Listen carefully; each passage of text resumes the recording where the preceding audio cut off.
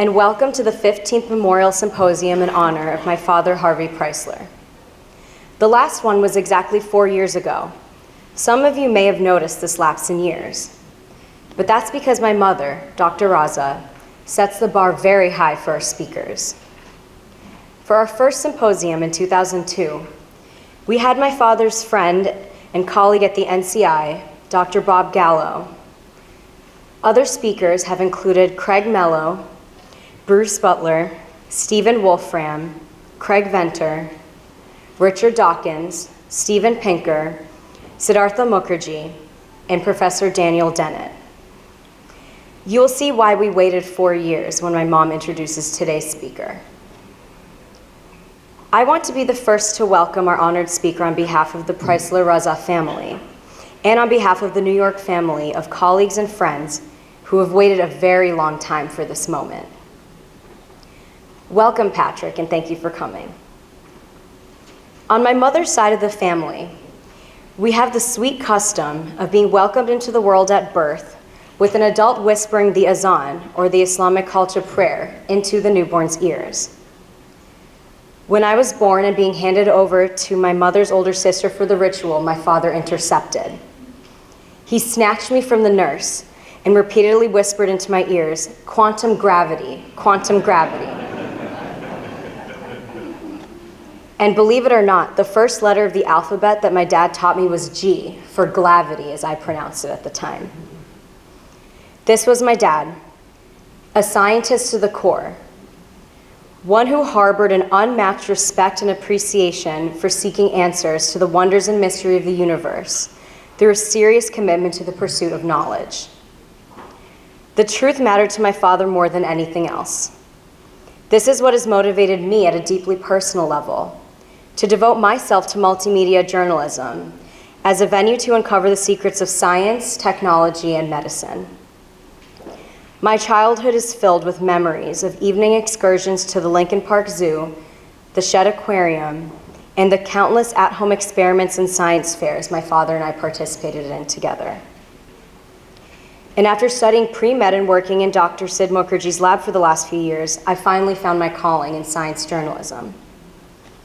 Following my father's footsteps, my biggest hope is to improve the lives of others. After all, that's what my dad devoted his own life to. He grew up in Brooklyn, the child of parents who had migrated from Eastern Europe, escaping the Holocaust. He took an IQ test in high school. It was off the charts. He didn't have to take any science courses during his last 2 years in high school because he actually knew the syllabi better than even his teachers did. And at 15, he made the decision to dedicate his life to cancer research. After that, he never looked back. What a cruel twist of irony it was that as he was directing the Rush University Cancer Center in Chicago, he was cut down in the prime of his life by the very disease he had dedicated his life to cure. I was only 3 when he was diagnosed and 8 when he died. My parents took great pains to never mention the C word in my earshot, and yet most of my memories of Dad are related, at least in part, to the presence of this nameless other in our lives. And even though I was too young to know what was going on at any tangible level, I had some sort of instinctual knowledge that something was terribly wrong. I could sense my mother's struggle as she was navigating through stages of optimism, pain, dread, despondency, and eventually hopelessness as my dad underwent a seemingly endless stream of experimental treatments.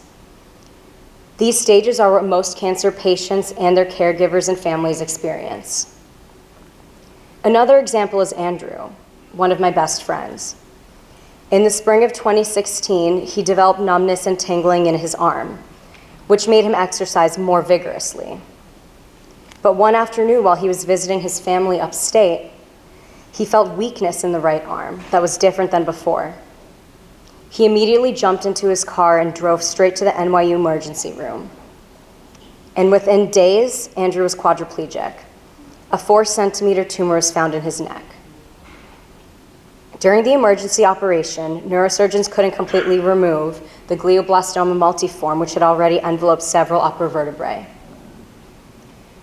The year that followed was characterized by a mixture of hope, fear, anxiety, panic, and more pain.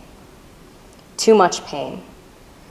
Andrew received round after round of chemotherapy, radiation therapy, immunotherapy, more surgery, the placement of a shunt, and then even more chemotherapy and radiation, followed by even more immunotherapy.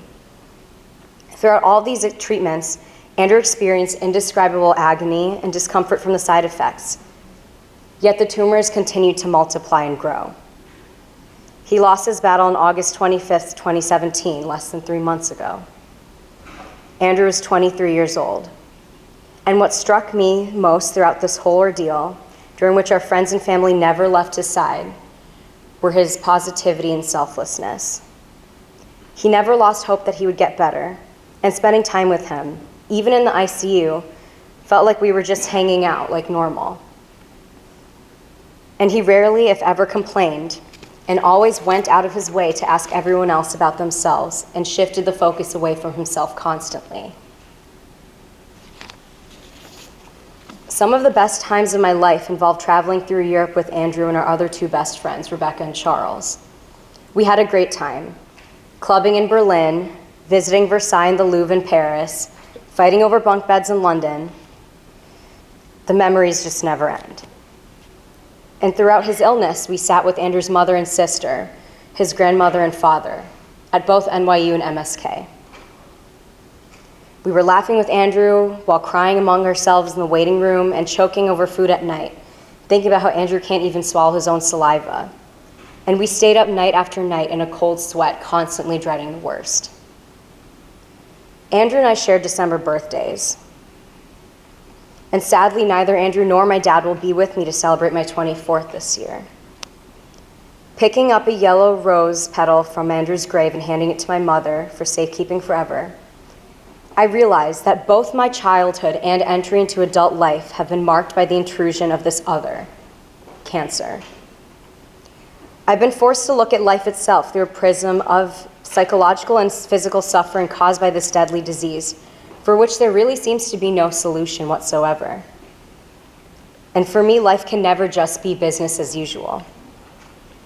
My mother had invited Dr. Patrick Soon-Shong to deliver this lecture last year also, but this year, when she wrote to him about Andrew, the response was immediate and positive.